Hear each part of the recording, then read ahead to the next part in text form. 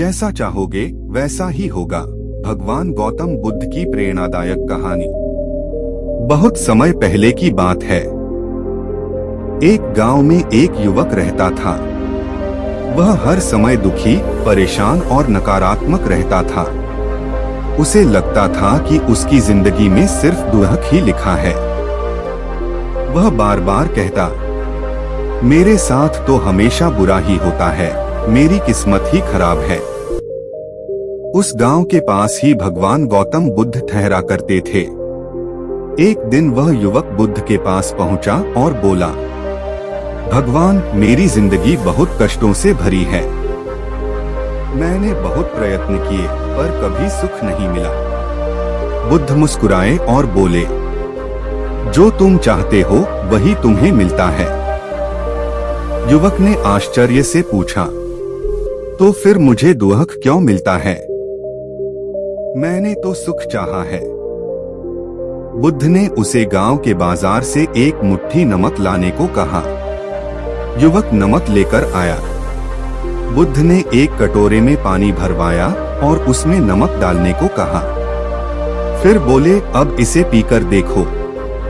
युवक ने पानी पिया और तुरंत थूक दिया। यह तो बहुत कड़वा है। अब बुद्ध उसे पास की झील के पास ले गए और वही नमक झील में डालने को कहा। फिर बोले, अब झील का पानी पियो। युवक ने पानी पिया, वह बिल्कुल सामान्य था। बुद्ध ने समझाया, नमक वही है, फर्क सिर्फ पात्र का है। तुम्हारे दुख नमक की तरह हैं, लेकिन तुम्हारा मन कटोरे जैसा छोटा है। अगर तुम अपने मन को विशाल बनाओगे तो वही दुख तुम्हें कड़वे नहीं लगेंगे। फिर बुद्ध ने कहा, तुम बार बार कहते हो कि तुम्हारे साथ बुरा होगा, इसलिए अंततः वही होता है। मन सबसे पहले रास्ता बनाता है, जीवन बाद में उसके पीछे चलता है। युवक की आंखें भर आईं। उसे समझ आ गया कि वह खुद ही अपनी तकलीफों को बड़ा बना रहा था। उस दिन के बाद उसने नकारात्मक बोलना बंद कर दिया। वह कहने लगा, मैं शांत हूँ, मैं सक्षम हूँ, मेरे जीवन में अच्छा होगा। धीरे धीरे उसकी सोच बदली। सोच बदली तो कर्म बदले, और कर्म बदले तो जीवन भी बदल गया। बुद्ध का संदेश, सीख, मन ही सब कुछ है। जैसा तुम सोचते हो, जैसा तुम चाहते हो, अंततः वैसा ही बन जाते हो। इसलिए हमेशा अच्छा सोचो, सकारात्मक चाहो, क्योंकि जैसा चाहोगे वैसा ही होगा। कहानी का आगे का भाग, सोच बदली, जीवन बदला। गौतम बुद्ध से मिलने के बाद वह युवक बदला सा था। पहले जहां उसके चेहरे पर हमेशा चिंता की रेखाएं रहती थीं, अब वहां शांति दिखाई देने लगी थी। फिर भी मन के अंदर पुराने संस्कार कभी कभी सिर उठाने लगते। एक दिन गांव में भारी वर्षा हुई। खेत डूब गए, फसल खराब हो गई। गांव के लोग घबरा गए। वही युवक भी परेशान हो उठा और बुदबुदाने लगा, शायद बुद्ध गलत थे, मेरे साथ तो फिर बुरा हो गया। उसी रात उसे बुद्ध की बात याद आई। मन पहले रास्ता बनाता है। उसने आंखें बंद की और खुद से कहा, यह मेरी परीक्षा है, सजा नहीं। मैं इसका समाधान निकालूंगा। अगले दिन उसने गांव वालों को इकट्ठा किया और बोला, पानी ने खेत डुबोए हैं, लेकिन यही पानी हमारी ताकत भी है। अगर हम मिलकर नहर बनाएं, तो अगली फसल कहीं बेहतर होगी। पहले लोग हंसे, लेकिन उसके आत्मविश्वास को देखकर मान गए। दिन रात मेहनत हुई। पहली बार वह युवक शिकायत नहीं कर रहा था, बल्कि समाधान खोज रहा था। कुछ महीनों बाद वही खेत सोने जैसे चमक उठे। फसल पहले से दोगुनी हुई। गांव के लोग हैरान थे। वे बोले, तुम तो वही हो ना जो हर समय रोता रहता था? वह मुस्कुराकर बोला, अब भी वही हूँ, बस सोच बदल गई है। कुछ समय बाद वह फिर बुद्ध से मिलने पहुंचा। इस बार उसकी आंखों में सवाल नहीं, कृतज्ञता थी। बुद्ध ने पूछा, अब क्या चाहिए? युवक बोला, कुछ नहीं, अब मैं समझ गया हूँ। मैं बाहर सुख खोजता था, जबकि वह तो मेरे अंदर ही था। बुद्ध ने कहा, यही जागृति है। जब इंसान परिस्थितियों को दोष देना छोड़ देता है, तभी वह अपने भाग्य का निर्माता बनता है। उस दिन के बाद वह युवक गांव का मार्गदर्शक बन गया। लोग उसे गुरु मानने लगे, लेकिन वह हमेशा एक ही बात कहता, मैंने कुछ नहीं किया, बस जैसा चाहा वैसा बनने दिया। अंतिम संदेश, परिस्थितियां नहीं, हमारी सोच तय करती है कि जीवन कैसा होगा। जो डर चाहता है उसे डर मिलता है, जो विश्वास चाहता है उसे रास्ता मिलता है। यही है बुद्ध का सत्य। जैसा चाहोगे वैसा ही होगा। कहानी का आगे का भाग, भीतर की जीत। समय बीतता गया। वही युवक जिसकी पहचान कभी एक शिकायत करने वाले व्यक्ति के रूप में थी, अब गांव का प्रेरणा स्रोत बन चुका था। फिर भी जीवन उसकी परीक्षा लेना बंद नहीं करता। एक दिन दूर देश से व्यापारी आए। उन्होंने गांव की उपज खरीदी, लेकिन कुछ लोगों ने लालच में आकर उन्हें धोखा दे दिया। जब सच्चाई सामने आई तो पूरे गांव पर बदनामी आ गई। व्यापारी वापस लौट गए और गांव की आमदनी रुक गई। गांव के लोग क्रोधित थे। कई लोग बोले, सब कुछ बेकार हो गया, अब कुछ नहीं हो सकता। लोग उस युवक के पास आए और बोले, अब बताओ क्या करें? इस बार तो हमारी कोई गलती भी नहीं थी। उस युवक का मन भी टूटने लगा, लेकिन उसे बुद्ध के शब्द याद आए। स्थिति वही नहीं होती जो दिखती है, स्थिति वही होती है जो तुम मानते हो। उसने गहरी सांस ली और बोला, अगर हम खुद को दोषी मान लेंगे तो दोषी बन जाएंगे, लेकिन अगर हम सच और धैर्य को चुनेंगे तो रास्ता खुलेगा। उसने स्वयं आगे बढ़कर उन व्यापारियों के देश की यात्रा की। रास्ता कठिन था, धन कम था, लेकिन मन अड़िग। व्यापारियों ने उसे देखते ही कहा, हमें इस गांव पर भरोसा नहीं। वह शांत स्वर में बोला, गलती कुछ लोगों की थी, पर सीख हम सबकी है। आप एक बार फिर हमें अवसर दें। मूल्य नहीं, चरित्र की परीक्षा लें। उसकी ईमानदारी और आत्मविश्वास ने व्यापारियों का दिल पिघला दिया। उन्होंने नया करार किया, इस बार पहले से भी बेहतर। जब वह लौटा तो गांव में उत्सव जैसा माहौल था। लोग बोले, तुमने कमाल कर दिया। वह बोला, नहीं, मैंने सिर्फ डर की बजाय विश्वास चुना। कुछ समय बाद उसी युवक के जीवन में एक और कठिनाई आई। वह गंभीर रूप से बीमार पड़ गया। शरीर कमजोर था, दर्द असहनीय था। गांव के लोग चिंतित थे।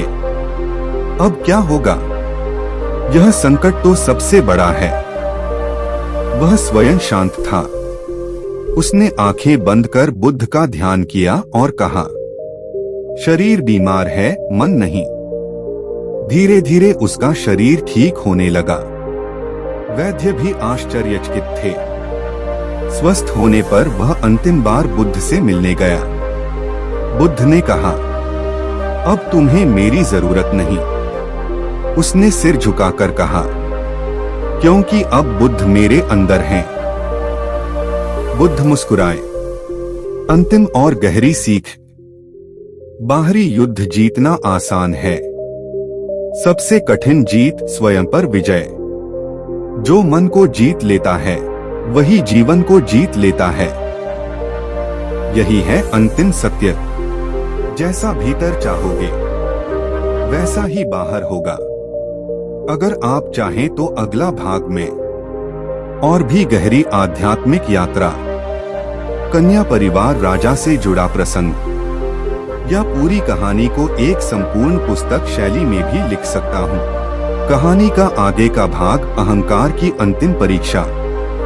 समय के साथ वह युवक अब केवल गांव का मार्गदर्शक नहीं रहा, दूर दूर के लोग उससे मिलने आने लगे। उसकी बातें लोगों के दुख हल्के कर देती थीं। कुछ लोग तो उसे संत कहने लगे। एक दिन गांव के प्रधान ने कहा, अब तुम्हें हमारे गांव का मुखिया बन जाना चाहिए। तुम जैसा बुद्धिमान व्यक्ति हमें दिशा देगा। युवक के मन में पहली बार एक हल्की सी लहर उठी, अहंकार की। मन ने कहा, मैं सच में दूसरों से अलग हूँ। उसी रात उसे बेचैनी होने लगी। ध्यान में बैठा तो बुद्ध का स्वर भीतर गूंजा। जो खुद को ऊंचा मानने लगे, उसका पतन वहीं से शुरू हो जाता है। अगले दिन उसने मुखिया बनना अस्वीकार कर दिया। लोग हैरान थे। उसी समय एक वृद्ध साधु गांव में आए। उन्होंने युवक से पूछा, तुम्हें क्या पता है सबसे बड़ी शक्ति क्या है? युवक बोला, सकारात्मक सोच। साधु मुस्कुराए और बोले, नहीं, सबसे बड़ी शक्ति है खाली होना। जब तुम मैं से खाली हो जाते हो, तभी सत्य स्वयं भर जाता है। वही दिन युवक के जीवन का सबसे गहरा मोड़ बन गया। उसने तय किया कि अब वह केवल ज्ञान बांटेगा, पहचान नहीं बनाएगा। कुछ समय बाद गांव पर बाहरी आक्रमण का संकट आया। भय फैल गया। लोग तनाव में थे। युवक ने सबको एकत्र किया और कहा, डरो मत। डर से लिया गया निर्णय हमेशा गलत होता है। उसने युद्ध नहीं, संवाद चुना। संयम और शांति से बात हुई। संघर्ष टल गया। लोग बोले, यह तो चमत्कार है। वह बोला, चमत्कार नहीं, यह उस मन का परिणाम है जो भय नहीं चाहता। उस रात वह नदी किनारे बैठा था। पूर्ण चांद चमक रहा था। एक क्षण को उसे बाहर और भीतर दोनों में एक ही शांति दिखी। उसने स्वयं से कहा, अब मुझे कुछ भी नहीं चाहिए। और उसी क्षण उसे सब कुछ मिल गया। गहरी अंतिम सीख। जब चाहना समाप्त हो जाती है, तभी सच्चा मिलना शुरू होता है। पहले उसने अच्छा चाहा, फिर शांति चाही, और अंत में कुछ भी न चाहकर सब पा लिया। यही है बुद्ध का अंतिम मार्ग। चाह से अनुभव तक, और अनुभव से मुक्ति तक। कहानी का आगे का भाग, मौन का संदेश। उस रात के बाद वह युवक पहले जैसा बोलता नहीं रहा। लोग जब मिलने आते, वह कम शब्दों में लेकिन गहरी नजरों से बातें कह देता। उसका मौन अब उसकी सबसे बड़ी शिक्षा बन चुका था। एक दिन एक जिज्ञासु शिष्य ने उससे पूछा, आप अब पहले की तरह उपदेश क्यों नहीं देते? आपकी बातें सुनकर लोगों को राह मिलती थी। युवक मुस्कुराया और बोला, जब तक शब्द चाहिए होते हैं, तब तक समझ अधूरी होती है। अब अगर कोई सच में जानना चाहता है, तो वह मौन में भी सुन लेता है। कुछ दिनों बाद सूचना मिली कि गौतम बुद्ध अंतिम बार पास के वन में ठहरे हैं। युवक तुरंत वहां पहुंचा। दोनों आमने सामने बैठे, बिना कुछ बोले। लंबे समय बाद बुद्ध ने पूछा, अब तुम क्या चाहते हो? युवक ने आंखें झुका लीं। अब मैं चाहता भी नहीं। अब जो है वही पर्याप्त है। बुद्ध के चेहरे पर गहरी प्रसन्नता फैल गई। उन्होंने कहा, यही वह क्षण है जहां जैसा चाहोगे समाप्त होता है, और जो है प्रकट होता है। बुद्ध ने अपने हाथ से एक सूखा पत्ता उठाया और पूछा, तुम्हें इसमें क्या दिखता है? युवक बोला, एक सूखा पत्ता। बुद्ध मुस्कुराए, और मैं इसमें पूर्ण वृक्ष देखता हूँ। उसका बीज, उसकी छाया, उसका अंत और उसका आरंभ। जब दृष्टि बदल जाती है तब जीवन छोटा नहीं रहता। कुछ समय बाद बुद्ध महापरिनिर्वाण को प्राप्त हुए। वन में सन्नाटा था, लेकिन युवक के भीतर पूर्ण शांति। वह गांव लौटा, लेकिन अब वह किसी को सिखाने नहीं आया था, वह बस जीने आया था। लोग जब उससे पूछते, जीवन का सार क्या है, वह उत्तर देता, पहले मैंने परिस्थितियों को बदलना चाहा, फिर खुद को बदला और अंत में समझा कुछ बदलने की जरूरत ही नहीं। एक दिन वह शांत अनुभव में बैठा, सांस स्थिर, मन शून्य, न कोई इच्छा, न कोई भय, और उसी मौन में वह मुक्त हो गया। अंतिम सत्य, परिपूर्ण समापन। जब चाह समाप्त हो जाती है तब कर्म शुद्ध हो जाता है, और जब कर्म शुद्ध होते हैं तब जीवन स्वयं बुद्ध हो जाता है। यह कहानी यहाँ समाप्त नहीं होती, यह वहीं से शुरू होती है जहाँ आप अभी हैं, क्योंकि अब प्रश्न यह नहीं है जैसा चाहोगे वैसा होगा, बल्कि अब तुम क्या बनना चाहोगे। कहानी का आगे का भाग, करुणा में लौटना। मुक्ति के उस क्षण के बाद भी जीवन रुका नहीं। शरीर यही था, सांस चल रही थी, बस करने वाला कोई नहीं बचा था। कुछ महीनों बाद गांव में भयानक अकाल पड़ा।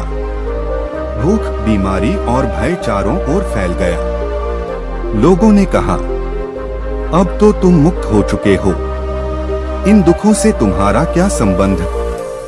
वह शांत स्वर में बोला, जब मैं नहीं रहा तब तुम भी नहीं रहे, अब जो है वही मेरा परिवार है।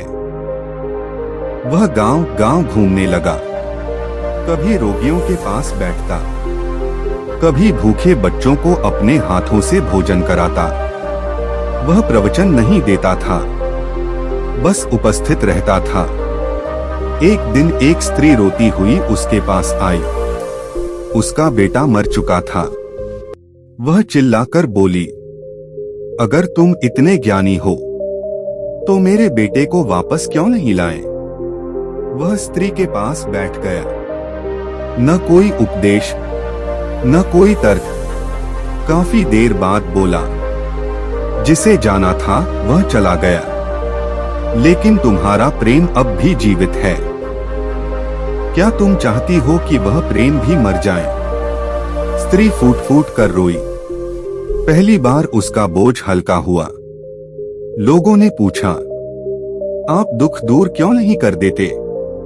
उसने उत्तर दिया, मैं दुख हटाता नहीं, मैं साथ बैठ जाता हूँ। और जब कोई अकेला नहीं रहता तब दुख स्वयं बदल जाता है। धीरे धीरे लोग समझने लगे, यही सच्ची करुणा है। उसकी अंतिम इच्छा किसी मंदिर, किसी मूर्ति, किसी ग्रंथ में कैद होने की नहीं थी। उसने कहा, जब कोई टूटे हुए मन के पास बैठ जाओ, वहीं मुझे समझ लेना। एक शाम सूर्य ढल रहा था। वह नदी के किनारे बैठा था। पानी बह रहा था, बिना चाह, बिना विरोध।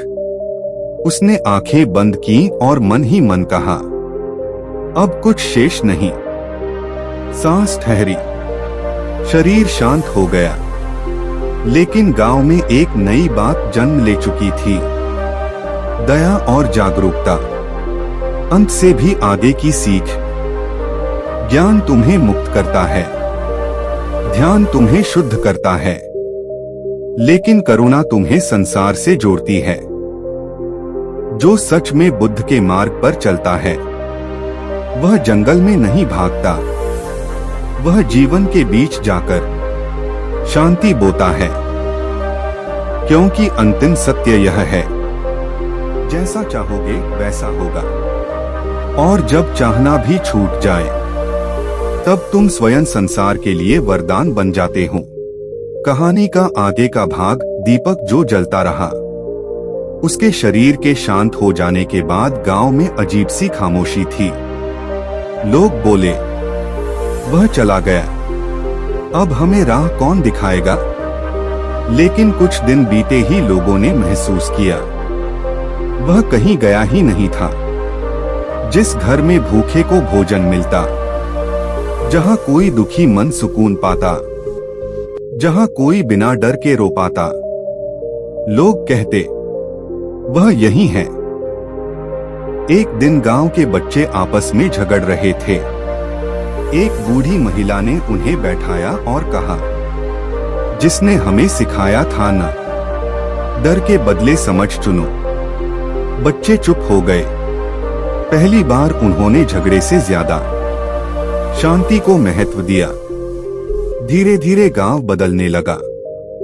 लोग गलती पर दोष नहीं, समाधान खोजने लगे। दुख में भागने की जगह एक दूसरे के पास बैठने लगे। एक यात्री ने गांव से गुजरते हुए पूछा, यहाँ कोई मंदिर या गुरुकुल है?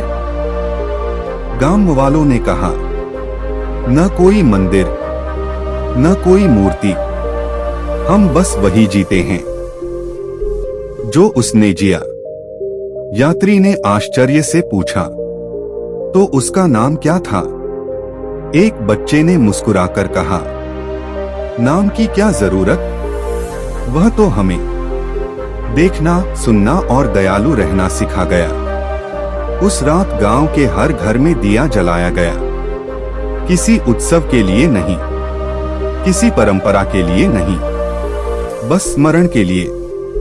एक बूढ़े ने कहा, दीपक वह नहीं था, वह तो वह हाथ था जिससे हमने दीपक जलाना सीखा। और उसी क्षण कहानी ने अंतिम रूप ले लिया। अंत से भी आगे का सत्य। गुरु चला जाता है, रास्ता नहीं, शब्द मिट जाते हैं, अनुभव नहीं। जिसने जैसा चाहोगे वैसा होगा समझ लिया। वह कहानी नहीं बनता, वह परंपरा बन जाता है।